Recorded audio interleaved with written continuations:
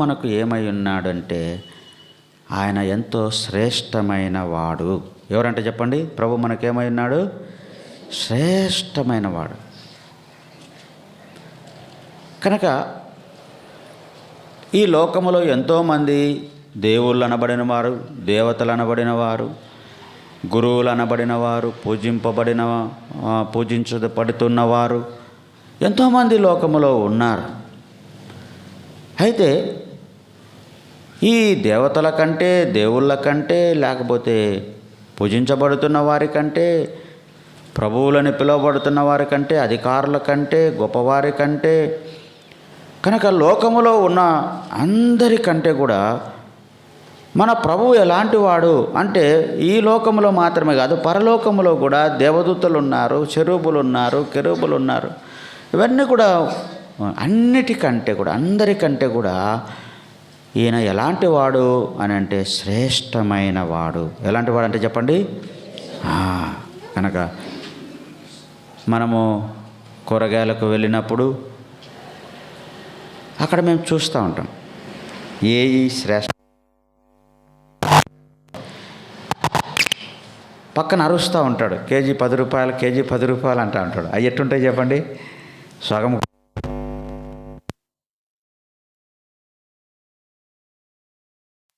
మనం ఆ 10 రూపాయలని తీసుకుంటే అవి 10 రూపాయలని వాడు 5 కేజీలు పోయాయా, 10 రూపాయలే కదా అని 5 కేజీలు తెచ్చుకుంటే దాంట్లో అన్నీ తేలినా 1 కేజీ 1.5 కేజీ కంటే కూడా మంచిగా ఉండవు, అన్నీ చెడిపోయినట్టు.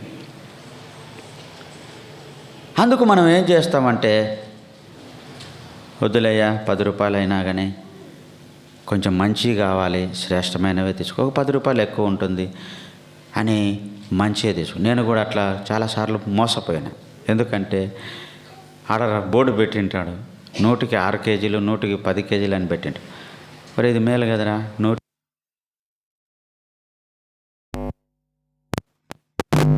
అవి వేసి ఇవి వేసి మనం 4 వేసే లోపల వాడు 10 వేసేసి అవన్నీ బుట్టలు పెడతాడు. ఏ పులి బాయ్, అన్నీ మంచివి కావాలంటే నీకు పెట్టిస్తాం, అది ఎంత ఉంది బోర్డు అంటాడు. అంటే నీకు మంచి కావాలంటే ఆ బోర్డుకు రాదు, 10 రూపాయలకు రాదు. నీకు మంచిగా కావాలా, ధర తక్కువ ఉండాలా, పో. మంచిగా కావాలంటే వేరే షర్ట్ వేసుకోపో. కొంచెం ముందుకు పోతే బాగా తాజాగా మంచిగా కనపడతా ఉంటాయి. అవి చూసినప్పుడు వాడు ఎంత కేజీ అంటే, ఇక్కడ 10 రూపాయలు అంటే వాడు 50 రూపాయలు అంటాడు. అప్పుడు 50 రూపాయలు అంటే సరేలే, ఈ 10 రూపాయలు 5 కేజీలు తెచ్చుకున్నా మనకు మిగిలేది చివరికి 2 రోజులు అన్నీ కుళ్ళిపోతాయి. అదే మనం 50 రూపాయలు పెట్టి 1 కేజీ పండ్లు తెచ్చుకుంటే, ఒక పండు 1 రోజుకు 2 రోజులకు మనం 5-6 పండ్లు వాడుకున్నా 2-3 రోజులున్నా చెడిపోకుండా తాజాగా శ్రేష్టంగా ఉంటాయి. ఎందుకు ఈ అర్థం చెప్తానంటే, లోకంలో ఎంతోమంది దేవుళ్ళు ఉన్నారు, దేవతలు అనబడిన వారు ఉన్నారు, గురువులు ఉన్నారు, రకరకాల వారు ఉన్నప్పటికీ కూడా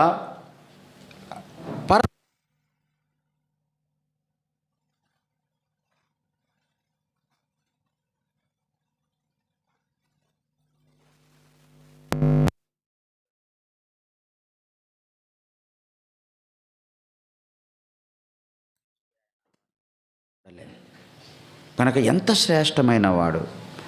నేను పిల్లలను స్కూల్ దగ్గర వదిలిపెట్టి వచ్చేప్పుడు కొన్ని గ్రూపులుగా చెప్తూ ఉంటారు, కొన్ని గ్రూపులుగా ఉన్నారు. ఎవరు మీ పాప ఏ గ్రూపులో ఉంది అంటే మేము చెప్తాం స్కాలర్స్ అంటాం. స్కాలర్స్ అంటే మామూలుగా ఉన్న వాళ్ళని.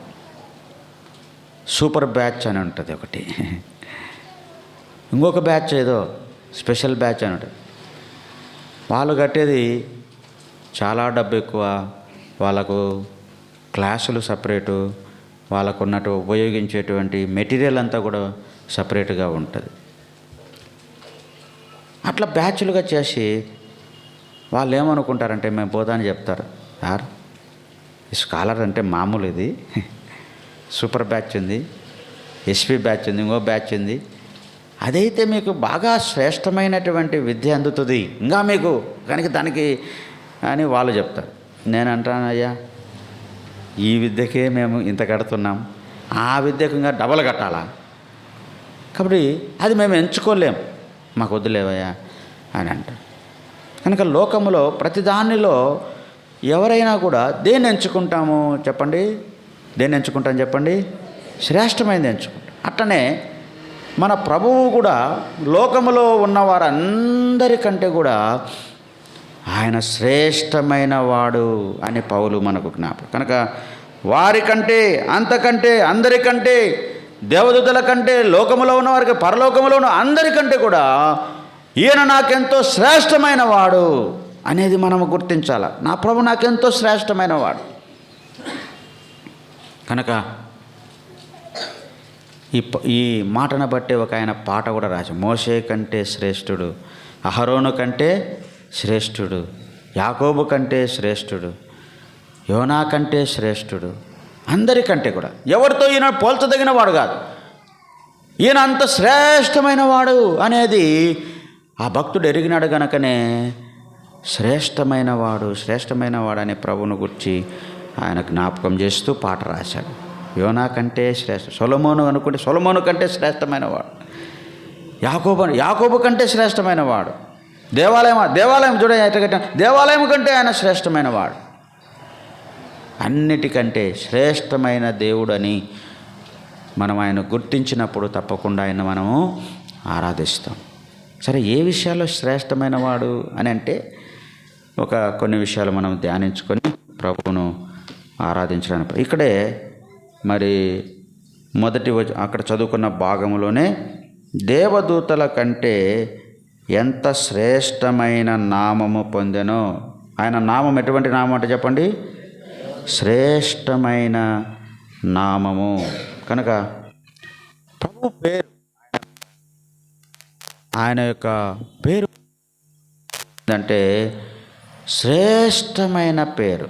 మనం పిల్లలకు పేరు పెట్టాలనుకుంటే చాలామంది ఆలోచిస్తారు, ఏది మంచి పేరు, ఏ పేరు పెడితే బాగుంటుంది, లోతు పెడదామా అంటే లోతు అంటే ఏంది? లోకాశ కలిగిన వాడు, వద్దు అంటాం, లోతు వద్దులే అంటాం. ఎవరి పేరు మంచిది? శ్రేష్టమైనది బైబిల్లో ఎవరి పేరు మంచిది? భక్తుడైనటువంటి అబ్రాం శ్రేష్టమైన మంచివాడు, మంచి భక్తుడు, ఆయన పేరు పెట్టుకుందాం. మోషే గొప్పవాడు, ఆయన పేరు అట్లా అనుకుంటాం. యేసుక్రీస్తు ప్రభువు అనే పేరు శ్రేష్టమైన పేరు. అది ఆయన నామము ఎలాంటిదంటే చెప్పండి? శ్రేష్టమైన పేరు కలిగిన వాడు. అందుకే ఆయన నామాన్ని గురించి మనకెంతో ఏం జ్ఞాపకం చేస్తుంటే నెహెమ్యా గ్రంథం 9:5 సకలాశీర్వచన స్తోత్రములకు మించిన ఘనమైన నామం. చదవండి, నెహెమ్యా గ్రంథం 9:5. నెహెమ్యా గ్రంథము 9:5.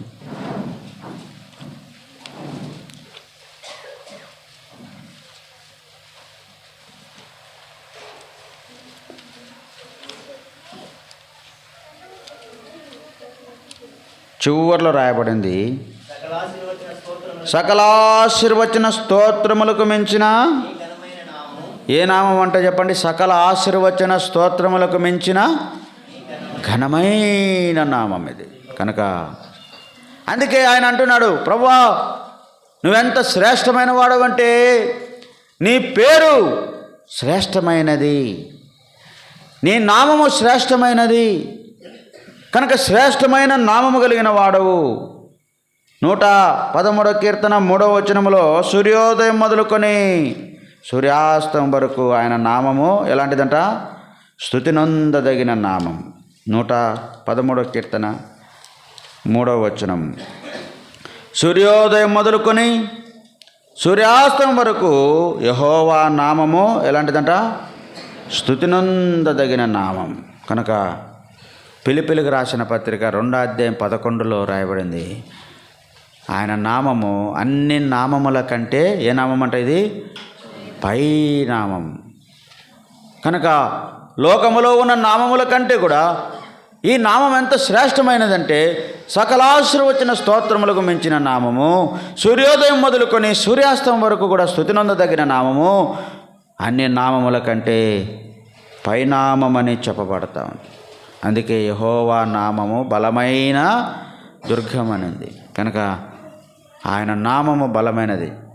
మేము చిన్నప్పుడు సువార్తకు పోతే అబ్రహం జోసఫ్ అంకుల్ ఉన్నప్పుడు ఆయన పాడే పాట అదే, యేసుక్రీస్తు నామం శక్తిగల నామం. ఆయన ఆ పాట ఎత్తాడంటే సమాజంలో ఒక లాంటి ఉద్యమం వచ్చేదనమాట. కంజర తీసుకొని కోటి ధప్ అనుకోటి పాడు అంటాడు. అంతేగా పాడు ఎత్తు, ఏ నామం ఇది? యేసుక్రీస్తు నామం అని ఆయన ఎత్తగానే ఒక ఉద్యమం. అంతే. సువార్తకు ఆ పాట లేకుండా ఉండదు అనమాట. మేము చిన్నప్పుడు అలాంటి నామం కలిగిన వాడు,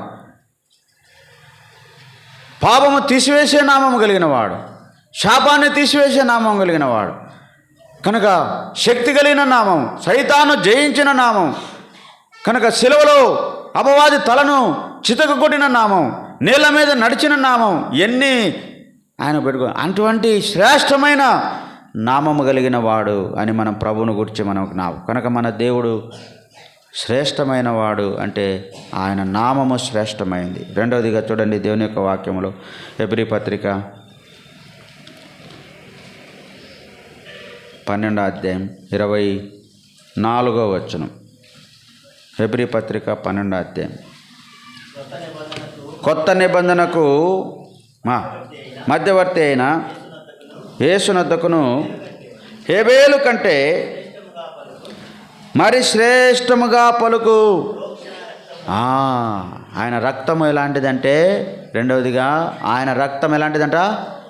హేబేలు కంటే మరి శ్రేష్టముగా పలుకు ప్రోక్షణ రక్తము కిందికి మీరు వచ్చి ఉన్నారు. శ్రేష్టమైన రక్తము కిందికి వచ్చాం. శ్రేష్టమైన రక్తము కింద మనము శుద్ధి చేయబడ్డాం, పరిశుద్ధపరచ. మనల్ని కడిగినటువంటి రక్తం ఎటువంటిది అంటే కోర్ల రక్తం కాదు, గొర్రెల రక్తం కాదు, దున్నపోతుల రక్తం కాదు, లేకపోతే లోకములో ఆయా ఏ రక్తము చేత కూడా మనము విమోచించబడలేదు, పరిశుద్ధపరచబడలేదు, నూతన కనుక హేబేలు కంటే మరి శ్రేష్టముగా పలుకు ప్రోక్షణ రక్తము కిందికి మనం వచ్చాం. కనుక ఆయన రక్తం ఎలాంటిదంటే శ్రేష్టమైన రక్తం అని ఉంది. అందుకే ఆ రక్తము క్రొత్త నిబంధన రక్తం. అది ఆ రక్తము మరి క్రీస్తు తన స్వరక్తం ఇచ్చి మనను కొన్నాడని ఉంది. అమూల్యమైన రక్తము అని ఉంది. కనుక ఆ రక్తము నిర్దోషమైనది, నిష్కలంకమైనది, పాపము లేని రక్తము. అలాంటి రక్తము కిందికి మనం తీసుకురాబడ్డాం. దాన్ని ఏమంటామంటే, అయ్యా మా పాపాలు పోవడానికి బలులు అర్పించాం, మేకపోతుని అర్పించాం, లేకపోతే దున్నపోతుని అర్పించాం, ఏదో చేశాము, ఆ రక్తంతో మా పాపాలు పోయినాయి అని చెప్పేవారు ఎంతోమంది లోకంలో. అయితే ప్రభు అయిన యేసుక్రీస్తు రక్తం మానవుని ప్రతి పాపము నుండి కడిగి పరిశుద్ధపరిచేటువంటి రక్తం. అది మచ్చ, మరక, డాగు, మాలిన్యం అంతా కూడా యేసు ప్రభు రక్తంలో కడగబడి, శుద్ధి చేయబడి, నూతనపరచబడి, ఏ రక్తం ద్వారా కూడా పాపం తీసివేయబడదు. కానీ యేసు రక్తం ద్వారానే. అది శ్రేష్టమైనది. ఆ శ్రేష్టమైన రక్తం కిందికి మనం వచ్చాం. ఆ రక్తం చేత కడగబడ్డాం, ఆ రక్తం చేత కొనబడ్డాం.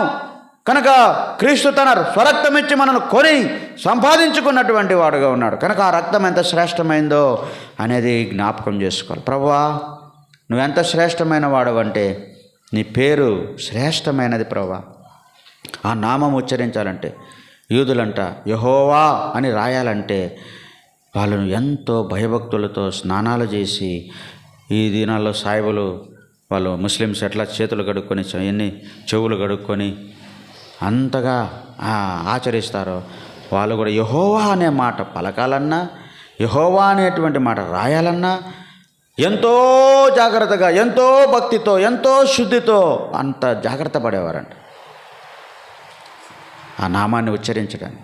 ఇప్పుడు మనకేమైపోయింది, ఒకసారి పోలీస్ స్టేషన్లో పోయి ఎవరు రా దొంగ అంటే మా ఊర్లో ఉన్నారు. వాళ్ళమ్మ పాపం మన బేర్షవాకు వచ్చేది, ఆమె పేరు పెట్టుకున్నది. నా కొడుకు పెద్దోని పేరు యేసు, చిన్నోని పేరు ప్రభు అని పెట్టుకునేది.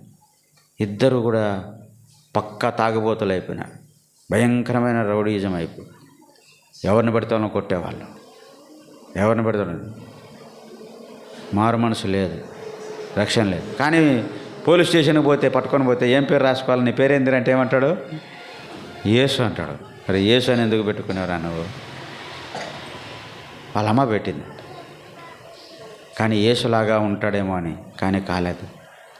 ప్రియులరా, ఆయన నామం ఈ దినాల్లో అన్నదినులు పేరుగా, ఆ పేరు ఎంతమంది పెట్టుకోవచ్చు, కానీ ఆ పేరు యొక్క గుర్తింపు ఆయన ఎటువంటి జీవితంలో అనేది గుర్తించనటువంటి వారు ఎంతోమంది లోకములో ఉన్నారు. యేసు అనగా అంటారు, అబ్బా ఆయన దేవుడే. చాలామంది యేసు ప్రభు. ఆ దయ్యం కూడా అన్నది, సర్వోన్నతుడని దేవుని కుమారుడా. ఆ యేసు నామం అనేది ఆయన చూడగానే దయ్యాలు భయపడినాయి, రోగాలు పోయినాయి, ఎన్ని కార్యాలు జరిగినాయి. అది నా నామంలో అంత శక్తి ఉంది కనుక ఆ నామాన్ని మనం గుర్తించాలి. ప్రభువా, నీ నామము నాకు ఇచ్చావు నాయన. యేసు నామము పెట్టుబడిందాం, ప్రజలుగా చేయబడినాం. రెండవదిగా ఆ రక్తము కిందికి మమ్మల్ని తెచ్చావు, అది శ్రేష్టమైన రక్తము కింద మమ్మల్ని కడిగి శుద్ధీకరించిన ప్రభువా, నీకు వందనాలు. మూడవది చూడండి, హెబ్రీయులకు రాసిన పత్రిక 7వ అధ్యాయం 22వ వచనం. హెబ్రీయులకు రాసిన పత్రిక 7వ అధ్యాయం 22 కలిసి ఉన్నాయి. అక్కడ 2వ లైన్లో రాయబడింది ఏమన్నది, ఆయన మరి శ్రేష్టమైన నిబంధనకు పూట కాపాయను. యేసుక్రీస్తు ప్రభువారు ఎవరు అంటే శ్రేష్టమైన నిబంధనను ఆయన పూట కాపాయినాడు. అంటే శ్రేష్టమైన నిబంధన కిందికి మనల్ని తీసుకొని వచ్చాడు. పాత నిబంధన కాదు.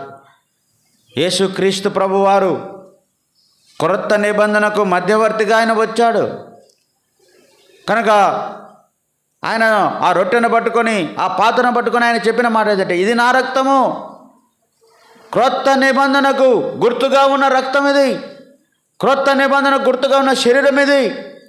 కనుక పాత నిబంధన ప్రకారం కాదు. పాత నిబంధన ప్రకారం అయితే మనము బలులు అర్పించాలి, రకరకాల అయినా పాపాలు పోవు. అయితే క్రొత్త నిబంధన కిందికి మనం వచ్చాం. ఆ కొత్త నిబంధన మనల్ని ఏం చేసిందంటే, క్రొత్త నిబంధనకు మధ్యవర్తి అయినటువంటి ప్రభువైన యేసుక్రీస్తు ద్వారా పాతది గతించింది, కొత్త దానికి వచ్చాం. ఇప్పుడు మనము దేవుని ప్రజలంగా చేయబడ్డామంటే, యూదులతో సమాన హక్కుదారులమైనామంటే, పరలోకంలోనికి చేర్చబడుతున్నామంటే, పాత నిబంధన ప్రకారం అయితే అన్యజనులకు ఎటువంటి ప్రవేశము లేదు. కానీ ప్రభువైన యేసుక్రీస్తు వారు ఇప్పుడు మనకేమి ఇచ్చాడంటే, పరలోకానికి ప్రవేశం ఇచ్చాడంటే, ఆయన అన్నాడు క్రొత్త నిబంధన. ఏమన్నాడు చెప్పండి? అది శ్రేష్టమైన నిబంధన. శ్రేష్టమైన నిబంధన కిందికి మనము వచ్చాం. అందుకే అన్నాడు, ఆయన మరి శ్రేష్టమైన నిబంధనకు పూట కాపునగా అయినాడు. కాబట్టి మనము ఇప్పుడు రాజులుగా చేయబడ్డాం, యాజకులుగా చేయబడ్డాం. అందుకే మనం ప్రభుని ఆరాధించే వారంగా అయినాం. ఆరాధించేదెవరు? ధూపం వేసేదెవరు? బలులు అర్పించేదెవరు? యాజకులు మాత్రమే. ఎవరంటే వాళ్ళు చేసేదానికి లేదు.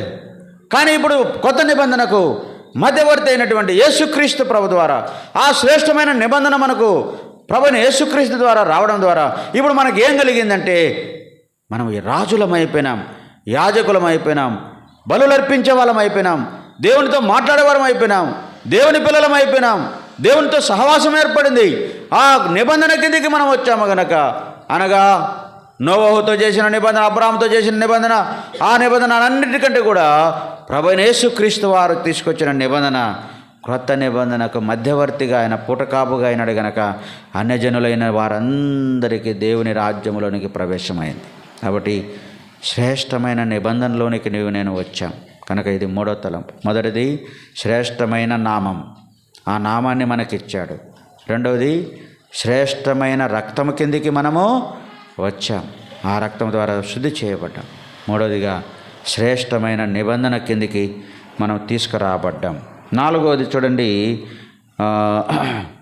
హెబ్రీ పత్రిక 7వ అధ్యాయము 18-19లో ఒక మాట మనకు జ్ఞాపకం చేయాలి. 18-19 కలిసి ఉన్నాయి, కలిసి రాయబడిన మాట చివరిలో రాయబడింది, అంతకంటే శ్రేష్టమైన నిరీక్షణ దాని వెంట ప్రవేశపెట్టబడను. మనకు నాలుగవదిగా ఏమి ఇచ్చాడు? ఆయన నామం మాత్రమే కాదు, ఆయన రక్తం మాత్రమే కాదు, ఆయన నిబంధన మాత్రమే కాదు, నాలుగవదిగా మనకు శ్రేష్టమైన నిరీక్షణ ఇచ్చాడు. ఏమిచ్చాడు చెప్పండి? శుభప్రదమైన నిరీక్షణ అంటాడు పేతుడు. కనుక లోకములో ఉన్నవారికి నిరీక్షణ లేదు. మనకేముందంటే శ్రేష్టమైన నిరీక్షణ కిందికి మనము తీసుకురాం. నిరీక్షణ కలిగిన వారముగా ఉంటున్నాం. చనిపోతే ఎక్కడికి పోతామంటే దేవుని రాజ్యానికి పోతాం. ఎట్లా చెప్తావు? నాకు ఒక నిరీక్షణ ఉంది. ఏమిటి నిరీక్షణ? నా ప్రభువైన యేసుక్రీస్తు వారు ఆయన చెప్పాడు, ఇదిగో నేను మరలా వెళ్తున్నాను, మరలా వస్తాను, మీ కొరకు స్థలం సిద్ధపరచడానికి వెళ్తున్నాను, మరలా నేను వస్తాను, మిమ్మల్ని నా యొద్దకు తీసుకొని పోతాను, నాతో ఉండుట కొరకు, సదాకాలం ఉండుట కొరకు, కనుక నేను మిమ్మల్ని తీసుకొని పోతానని చెప్పినాడు. కాబట్టి శ్రేష్టమైనటువంటి ఆ నిరీక్షణ నాకుంది. ఎప్పుడు చనిపోయిన దేవుని రాజ్యానికి పోతాను నిరీక్షణ. అదే మహిమా నిరీక్షణ, అదే శుభప్రదమైన నిరీక్షణ, అదే జీవముతో కూడిన నిరీక్షణ. ఆ నిరీక్షణ కలిగిన వారమై ఒక దినాన ప్రభువును ఎదుర్కొంటాం, ప్రభుతో ఉంటామనే ఆ శుభప్రదమైన నిరీక్షణతో ఈ భూమి మీద జీవిస్తున్నాం. ఈ లోకం కొరకు కాదు మనం జీవించే జీవితం. నా ప్రభు వస్తాడు, నన్ను తీసుకొని పోతాడు, తన రాజ్యానికి తీసుకుపోతాడు. అక్కడ నేను ఆయనతో సంతోషిస్తా. అక్కడ బంగారు వీధుల్లో నేను తిరుగుతా. వజ్ర వైడూర్యాలతో కట్టబడిన ఆ పట్టణంలో నేను ఉంటా. ఆయన ముఖదర్శనం చేసుకుంటా ఉంటా. ఆయన పోలిన వాడనగా ఉంటా. ఆయనతో సమానముగా జీవిస్తా. ఆయన సింహాసనం మీద కూర్చుండే పెట్టుకునేటువంటి వాడుగా ఉన్నాడు. దాని కొరకు నేను ఈ లోకములో ఎదురు చూస్తూ నిరీక్షణతో ఉంటున్నాను. కనుక పిల్లలు చదివిస్తున్నప్పుడు మనకు చాలా హోప్ ఉంటుంది. ఏమని? ఇప్పుడు బాగా చదువుకుంటాడు, అది ఇంజనీర్ అవుతాడు, లేదా డాక్టర్ అయిపోతాడు, లేకపోతే ఇంకొకరు అవుతాడు అనేటువంటి ఆ విశ్వాసంతో వాళ్ళని మనం చదివిస్తూ ఉంటాం. వాళ్ళు ఉన్నట్టుండి వాళ్ళకి జాబ్ వచ్చింది అనుకోండి, చెప్పలేని సంతోషం. ఎందుకు? నేను దేని కొరకైతే నిరీక్షించానో అది వాడు ఏం చేసుకున్నాడు? గమ్యాన్ని చేరుకున్నాడు. ఆ గమ్యంలో వాడు వెళ్ళాడు, చేరుకున్నాడు. కాబట్టి వారికి ఎంత సంతోషం అంటే, దీని కొరకేరా నేను నిరీక్షిస్తా ఉన్నా, నువ్వు ఈ చదువులో, ఈ స్థాయిలో, ఈ పొజిషన్లో కనపడాలని నా ఆశ, నా కోరిక, నా నిరీక్షణ. కనుక ఇప్పుడు నువ్వు దాన్ని చేరుకున్నావు, ఎంత సంతోషిస్తామో. ఒక దినాన ప్రభుతో కూడా శ్రేష్టమైన నిరీక్షణ మనకుంది కనుక ప్రభుతో ఉంటాం, ప్రభుతో సంతోషిస్తాం. అటువంటి నిరీక్షణ ప్రభు మనకి ఇచ్చాడు. కనుక ఇది 4వ తలంపు. 5వదిగా చూడండి దేవుని యొక్క వాక్యంలో హెబ్రీ పత్రిక 10వ అధ్యాయం 34వ వచనం. హెబ్రీ పత్రిక 10వ అధ్యాయం 34వ వచనం అందరం కలిసి చదువుకుందాం. ఎలాగనగా మీరు ఖైదీలో ఉన్నవారిని కరుణించి మీకు మరి శ్రేష్టమైనది స్థిరమైనది స్వాచ్ఛమైనది ఎరిగి మీ ఆస్తి కోల్పోటుకు సంతోషముగా ఒప్పుకొంటిరి. వీళ్ళకేముంది అని అంటున్నాడంటే, మీకు శ్రేష్టమైనది స్థిరమైనదైన స్వాచ్ఛం ఉంది అని వారు సంతోషంగా ఈ భూమి మీద జీవించినారు. ఎట్లా జీవించినారంటే, తమకున్నదంతా కూడా బీదలకు, అనారోగ్యంతో ఉన్నవారికి, ఖైదులో ఉన్నవారికి, కష్టాల్లో ఉన్నవారికి పంచిపెడతా వచ్చినారంట. ఎందుకు పంచిపెట్టారయ్యా, దేనికి పంచిపెట్టినారు అని అంటున్నాడు పౌలు. అంటే మీరు అలా సంతోషంగా పంచిపెట్టడానికి గల కారణం ఏంటంటే, శ్రేష్టమైనది స్థిరమైనటువంటి స్వాచ్ఛం ఉందని వారికి ఎరిగిన వారుగా ఉన్నారు. ఎందుకు ఫారినర్సు బీదలకు సాయం చేస్తారు, డబ్బులు పంపిస్తూ ఉంటారు, వాళ్ళు కష్టపడి పని చేస్తారు. మనోళ్ళు ఏం చేస్తారు? ఎవడు పంపిస్తాడు రా స్వామి, ఏం పథకం వచ్చది, ఎవరు ఇస్తారు, ఊరికి ఎందుకు, నాకు ఊరికి వస్తుంది, ఊరికి వస్తుంది. వాళ్ళు ఊరికే తీసుకోరు. వాళ్ళు కష్టపడి పనిచేసి ఏం చేస్తారంటే, వాళ్ళు సంపాదించిన దాంట్లో 10వ భాగం దేవునికిచ్చి, దేవునిది బంపరోళ్ళు, దేవునికిచ్చి మిగిలిన దాంట్లో ఏం చేస్తారంటే, కొంతమందిని దత్తకు తీసుకొని వారికి బట్టలు పంపుతూ ఉంటారు, చదువుకు పంపుతూ ఉంటారు, కొంతమంది ఆశ్రయాలకు పంపుతూ ఉంటారు. ఎందుకు ఇట్లా చేస్తుంటారు వీళ్ళు? ఏం కూడబెట్టుకుంటే లచ్చలు మనకు ఉంటుంది కదా, పిల్లలు తరతరాలు. అది మన మోటివ్, మన దేశంలో, మన ప్రాంతాల్లో ఉండేది అదే. పంచి ప్రభు చెప్పిన 2 ఉంటే 1 ఇచ్చేయంటే, 2 ఉంటే మనం ఇంకా 2 సంపాదించుకొని 2 కూడా లోపల పెట్టు. ఏంది, ఎందుకు అట్ట అయిపోయినారు అంటే, ఈ శ్రేష్టమైన ఆ స్వాచ్ఛములో ఒక దినాన్ని నేను ఉంటాను, ఇది కాదు నా స్వాచ్ఛము, ఇది చిమ్మెట కొట్టేది. మీ ధనము ఎక్కడుంటుందో మీ మనసు ఎక్కడ ఉంటుంది, మీ ధనం అంతా కూడా చిమ్మెట కొట్టేస్తుంది అంటాడు ప్రభు. అందుకు ఏం చేసినారంటే, వాళ్ళు గుర్తించినారు, ఈ అమెరికా కాదు, ఇంగ్లాండ్ కాదు, ఈ చైనా కాదు, లేకపోతే ఈ దేశాల్లో ఇది ఈ మిద్దెల మేడలు, ఇది ఏంది, నాకు ఉంది ఒక శ్రేష్టమైన స్వాచ్ఛం. ఏ స్వాచ్ఛం ఉందంట? దాని కొరకు వారు ఎదురు చూసేవారు కూడా. కనుక నీకు నాకు కూడా ప్రభు ఒక దినాన్ని శ్రేష్టమైన స్వాస్థ్యములో మనల్ని ప్రవేశపెడతాడు. అది మన నిరీక్షణ. కాబట్టి ఈ శ్రేష్టమైనవన్నీ దేవుడు మనకిచ్చాడు కాబట్టి, ఆయన శ్రేష్టమైన వాడుగా ఉన్నాడు కాబట్టి అవన్నీ మనకిచ్చాడు. ఆయన శ్రేష్టమైన పేరు, ఆయన శ్రేష్టమైన రక్తము, ఆయన శ్రేష్టమైనటువంటి నిబంధన కిందికి మనం వచ్చాం. ఆయన శ్రేష్టమైనటువంటి నిరీక్షణ కిందికి వచ్చాం. ఆయన శ్రేష్టమైనటువంటి స్వాస్థ్యం కిందికి మనం వచ్చాం. కనుక ప్రభువా, ఇంత శ్రేష్టమైన వాడవు ఏంటి, నాకు కూడా అవే ఇచ్చావు అంటే, తండ్రి మంచి వస్తువులు కొనుక్కున్నాడు. తాను అనుభవించేటప్పుడు చెప్తాడు, అరే నా తర్వాత ఎవరికిది? మీకే. ఏం నాయన ఇంత కష్టపడి ఇంత మంచి ఇల్లు కడుతున్నావు, శ్రేష్టమైన బండలు, శ్రేష్టమైనవి అన్నీ మంచి మంచి పెట్టి కట్టినావే, అరే నేను అనుభవించేదానికైనా నా తర్వాత నీదే ఇదంతా అని మనం అంటాం. కానీ ప్రభు ఎటువంటి వాడంటే, నాతో పాటు మీరు కూడా సంతోషించాలి. నాతో నేనుండే స్థలంలో మీరు ఉంటారు. నేనే ఎలాగుంటానో మీరు అలాగుంటారు. నా రూపంలోనికి మార్చబడతారు. ఎంత గొప్ప ఆధిక్యత! ఇంత శ్రేష్టమైనటువంటి దేవుడు ఒక దినాన మనల్ని కూడా శ్రేష్టమైనటువంటి ఆ రాజ్యంలోని ప్రవేశపెడతాడు. అందుకే అన్నాడు కీర్తనకారుడు, అన్నాడు, భూమి మీద ఉన్న భక్తులే ఎవరంట? చదువుతామా? కీర్తనలు 16వ కీర్తన 3వ వచనం. 16వ కీర్తన 3వ వచనం. ఎవరు శ్రేష్ఠులు అని అంటే, భూమి మీద ఉన్న భక్తులే శ్రేష్ఠులు. ఎవరు ఈ లోకంలో శ్రేష్టమైన వారు ఎవరంట? భక్తులు. అంటే యేసుప్రభువుని నమ్ముకున్న భక్తులు. కనుక యెహోవా తమకు దేవుడుగా గలటువంటి భక్తులు వారెంతో శ్రేష్టమైన వారు. కనుక శ్రేష్టమైనటువంటి జీవితాన్ని జీవించి శ్రేష్టమైన రాజ్యంలో ప్రవేశించేవారు. అందుకే ఒకప్పుడు మనం ఎలాంటి వారం అంటే, దేవుని భక్తులము కాదు, ఈ భక్తి మార్గంలోనికి వచ్చిన వారం కాదు, ఈ శ్రేష్టమైన దేవుని ఎరిగిన వారం కాదు, లోకములో మనకిష్టం వచ్చినట్టు జీవించిన వారం. అయితే ఇప్పుడు ఆయన ఏం చేశాడంటే, ఆయన భక్తులుగా చేసుకున్నాడు, ఆయన పిల్లలుగా చేసుకున్నాడు, శ్రేష్టమైన వారుగా మనల్ని ఎంచుతున్నాడు. భూమి మీద ఉన్న భక్తులు ఎవరంట చెప్పండి? యేసుప్రభు రక్తం చేత కడగబడిన వారు, నిబంధన కిందకి వచ్చిన వారు, యేసుప్రభు నామం పెట్టబడిన వారు, ఆ యొక్క నిరీక్షణ కలిగి జీవించేవారు. ఒక దినాన ఆ పరలోక స్వాస్థ్యములో శ్రేష్టమైనటువంటి ఆ రాజ్యములో ప్రవేశించేటువంటి వారు ఎవరు అంటే, శ్రేష్టమైనటువంటి వారు ఎవరు అంటే భక్తులు. వాస్తవంగా నేను అటువంటి భక్తులమేనా అంటే, భక్తిహీనులమై ఉండగా అంటాడు రోమీలకు రాసిన పత్రిక 5. భక్తిహీనులమై ఉండగా ఆయన మనల్ని ప్రేమించి, మనల్ని ఆకర్షించి, రక్షించి తన భక్తులుగా చేసుకుని శ్రేష్టమైన గుంపులో మనల్ని చేర్చాడు, శ్రేష్టమైన ప్రజలతో మనల్ని చేర్చాడు. కనుక ఆయన ఎంత శ్రేష్టమైన వాడో, ఆయన పిల్లలైనటువంటి వారు అంత శ్రేష్టమైన వారని ఆ సంఘము కొరకు తాను సమస్తమునిచ్చి కొనుక్కున్నాడు. ఆ శ్రేష్టమైనటువంటి వారినిగా మనను చేశాడు.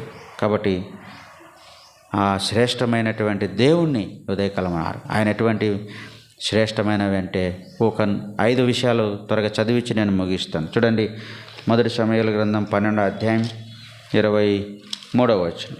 1 సమూయేలు గ్రంథం 12వ అధ్యాయం 23వ వచనములు చివరి భాగములు. అది నాకు దూరమగునుగాక, కానీ చక్కని మార్గమును బోధి. ఆయన మార్గం ఎటువంటిదంట? శ్రేష్టమైన చక్కని మార్గం. మామూలు చక్కని మార్గం కాదు. మన తలంపేంది? ఆయన మార్గం ఎలాంటిదంట? శ్రేష్టమైన చక్కని మార్గం. మేము నిన్న పోయి వస్తూ, అయ్యా ఈ మార్గం అంతా గుంతలు మెట్టలు ఉన్నాయి, మంచి రోడ్డు చెప్పున అంటే వాళ్ళు అన్నారు, ఇప్పుడు ఈ ఊరికి ఉండే 4 రోడ్లలో ఇదే శ్రేష్టమైంది, ఇది శ్రేష్టమైందండి. ఇన్ని గుంతలు ఉన్నాయి, ఇన్ని మెట్టలు ఉన్నాయి, ఎగిరి ఇదవుతున్నామే అంటే, అన్నా ఇంక ఈ రూడు కాకుండా ఇంకో రోడ్డు పోయినామంటే అంతే, అంతకంటే ఇబ్బంది పడతాం. ఎందుకు? ఉన్న వాటిలో శ్రేష్టమైనది వాళ్ళు చెప్పారు. అయితే మన ప్రభువు యొక్క మార్గం, ఆయన మార్గాలు శ్రేష్టమైనవి. కీర్తన 66:17 చదవండి. 66వ కీర్తన 17వ వచనం.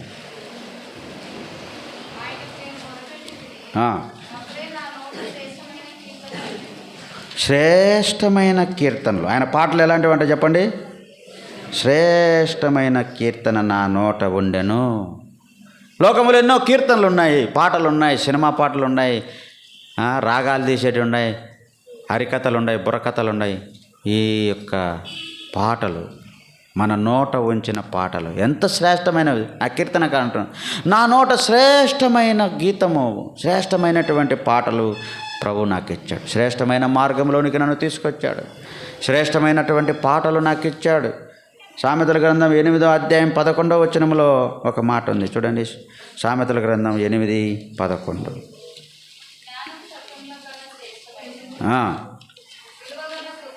శ్రేష్టమైన జ్ఞానం. లోకములో ఎన్నో జ్ఞానం ఉంది, కానీ ఆయన అంటున్నాడు జ్ఞానము, దేవుని జ్ఞానం ఎలాంటిదంటే అది శ్రేష్టమైనది.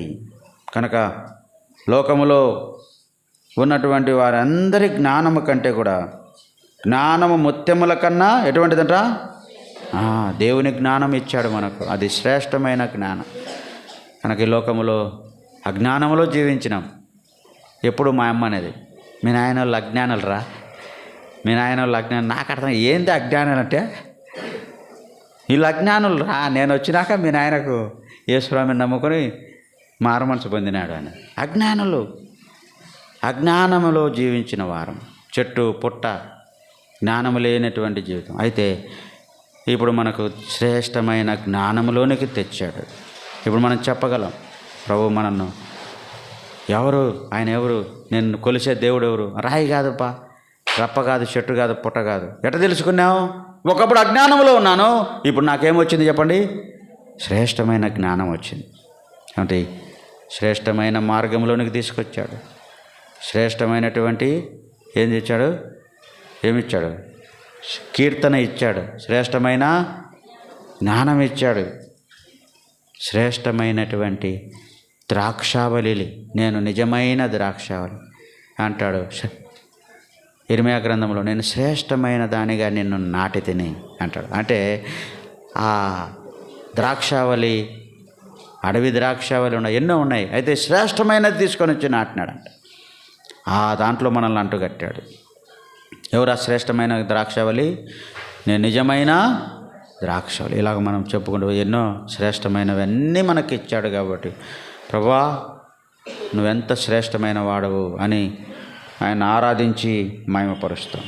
ఒక మాట అంటాడు, భయపడకుడి, మీరు అనేకమైన పిచ్చుకల కంటే శ్రేష్టమైన వారు. అందుకే ఆయన భక్తులముగా శ్రేష్ఠులమని ఆయనకున్న శ్రేష్టత మనకిచ్చాడు. ఆయనకున్న ఆధిక్యత మనకిచ్చాడు.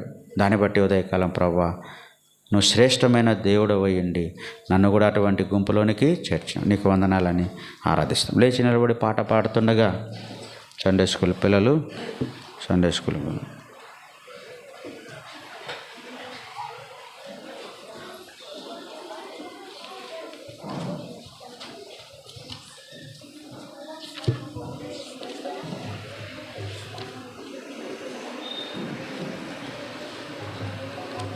సాగిలపడి మ్రొక్కెదము అనే పాట పాడుకుందాం.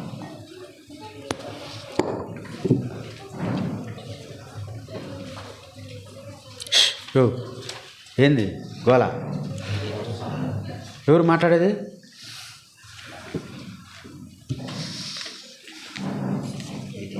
'89 89వ పాట. ఈ పాటలో కొన్ని పుస్తకాల్లో 91 అనుకుంటా, 91 కొన్ని పుస్తకాల్లో, 89 కొన్ని పుస్తకాల్లో.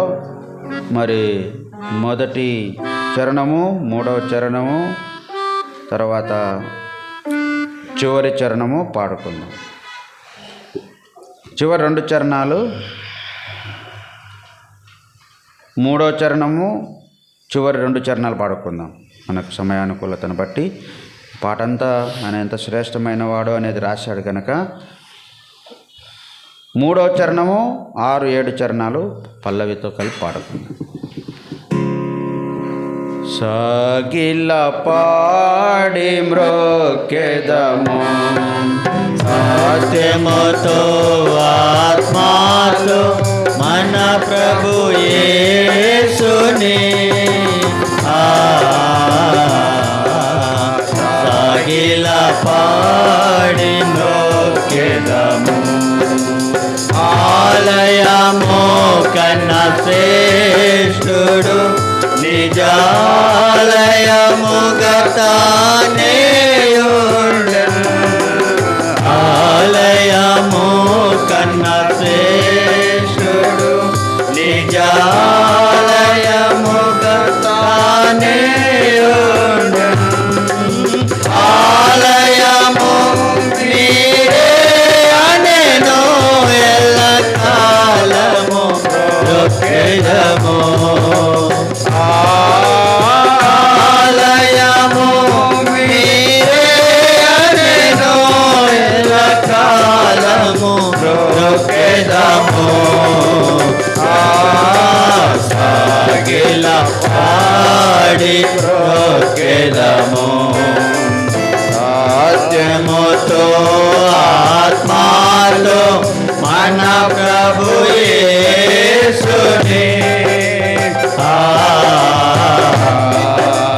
సాగిల పాడి మ్రోకెదము రాజుల కంటే శ్రేష్ఠుడు యాజకులనుగా మనలను చేసెను రాజుల కంటే శ్రేష్ఠుడు యాజకులనుగా మనలను చేసెను రాజుగా త్వరలో భయముగను రొక్కెదము రాజుగా త్వరలో భయముగను రొక్కెదము సాగిల పాడి రొక్కెదము సత్యముతో ఆత్మతో మన ప్రభు యేసుని సాగిల పాడి రొక్కెదము అందరిలో అతి శ్రేష్ఠుడు మనకందరికి తానే ప్రభువు అందరిలో అతి శ్రేష్ఠుడు మనకందరికి తానే ప్రభువు హల్లెలూయకు పాత్రుండు అనుదినము రొక్కెదము హల్లెలూయకు పాత్రుండు అనుదినము రొక్కెదము సాగిల పాడి రొక్కెదము సత్యముతో ఆత్మలో మన ప్రభు యేసుని సాగిల పాడి రొక్కెదము మోకరించండి, కళ్ళు మూసుకోండి. సండే స్కూల్కు వెళ్ళేవారు, ఆ తర్వాత వంట పరిచర్కి వెళ్ళేవారు, ఆ తర్వాత మరి బల్ల ముందున్నవారు, బల్ల వెనకున్నవారు, అలాగ ప్రభువును అమ్మా పిల్లలను సండే స్కూల్కి పంపించు. పైకి ఇల్లు వెనకాల కూర్చోబెట్టుకో.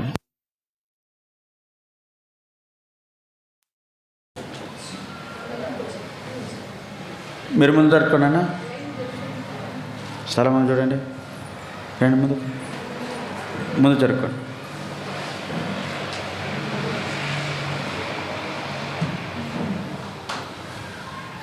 ఇంకా ముందు జరగాలమ్మా, ముందర స్థలం అని జరగండి. ఇటుకలు పట్టిన వాళ్ళంతా వచ్చారు. లైన్గా కూర్చోండి. లైన్ చూసుకోండి.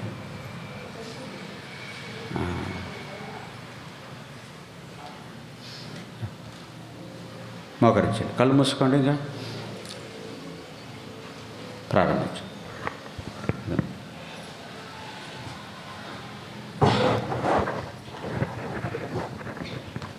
అది పనిచేయలేదు.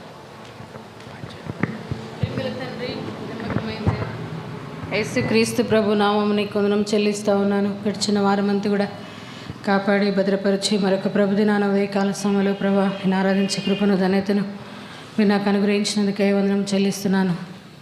దగిలిన తండ్రి, ఉదయకాలం దాస్తున్న వారు మీరు తీసుకురాబడిన ప్రతి లేఖనాన్ని బట్టి కూడా వందనములు. నిజంగా నువ్వు ఎంత గొప్ప దేవుడు, ఎంత శ్రేష్టమైన వాడవు, ఎంత ఉన్నతమైన వాడవు, ఎంత ప్రత్యేకమైన వాడవు, నీ నామం ఎంత ప్రత్యేకమైందో, నువ్వు ఎంత గొప్ప దేవుడో ప్రభా. మీరు నీ యొక్క వాక్యం ద్వారా మా ముందుకు మీరు తీసుకొచ్చిన ప్రతి లేఖనాన్ని బట్టి కూడా వందనము చెల్లించుకుంటున్నాను.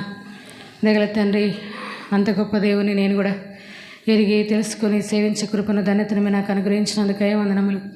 నిజంగా నాయన మరి ప్రభా నువ్వు గొప్ప దేవుడు అయ్యండి నాయన. మరి ప్రభా అద్భుతములు చేసే దేవుడు, ఆశ్చర్యకరుడు, ఆలోచనకర్త నాయన.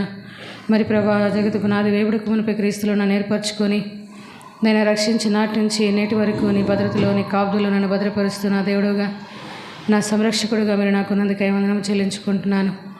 దగిల తండ్రి, మరి ఇటు ప్రధాన యాజకుడైనటువంటి యేసుక్రీస్తు వారిని, ఇట్లా ప్రత్యేకమైనటువంటి యేసుక్రీస్తు ప్రభువారిని ప్రభు కలిగి సేవించే కృపను ధన్యతను మీరు నాకు అనుగ్రహించినందుకై వందనములు.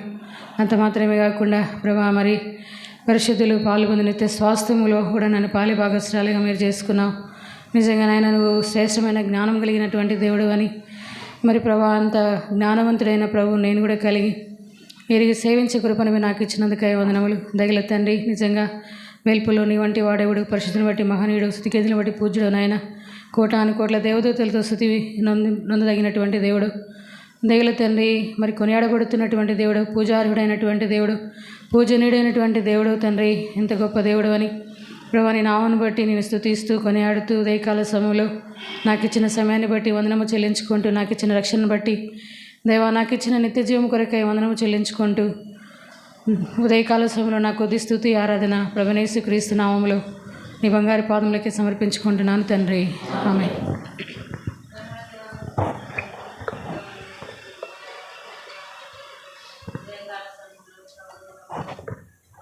యాజక సమూహంలో నీ సొత్తైన ప్రజలలో నన్ను కూడా చేర్చి నిన్ను స్తుతించడానికి, నిన్ను ఆరాధించడానికి మీరు ఇచ్చిన కృపను బట్టి మీకెంతో వందనాలు, స్తోత్రాలు చెల్లిస్తూ వస్తున్నాను.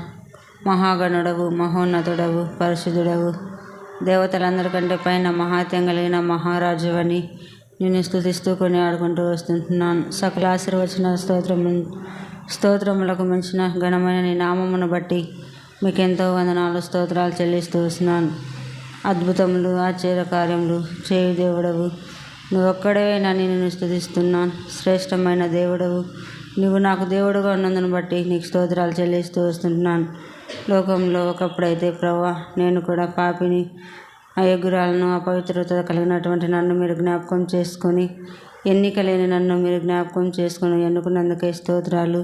ఈ లోకంలో ఎంతోమందులు గనులు, ఉన్నతమైన అధికారులు, ఎంతో పేరు ప్రఖ్యాతులు గల వారు ఉన్నారు. అటువంటి వారిని అందరికంటే నన్ను కూడా మీరు జ్ఞాపకం చేసుకొని నన్ను ఎన్నుకున్నందును బట్టి శ్రేష్టమైన గుంపులో నైనా రాజులైన యాజక సమూహంలో నన్ను చేర్చిన దేవుడవని నేను స్తుతిస్తూ కొని ఆడుకుంటూ వస్తున్నాను. నైనా మీరెంత ఉన్నతమైన దేవుడవో, శ్రేష్టమైన దేవుడవో, నైనా మీరు పేరు ప్రఖ్యాతులు కలిగిన దేవుడవని స్తుతిస్తూ కొని ఆడుకుంటూ వస్తున్నాను. నైనా శ్రేష్టమైన నామం, శ్రేష్టమైన నిబంధన రక్తం చేత నా యొక్క పాపములు కడిగి నన్ను కూడా నీ బిడ్డగా అంగీకరించిన దేవుడవని నిన్ను స్తుతిస్తూ కొని ఆడుకుంటూ వస్తున్నాను.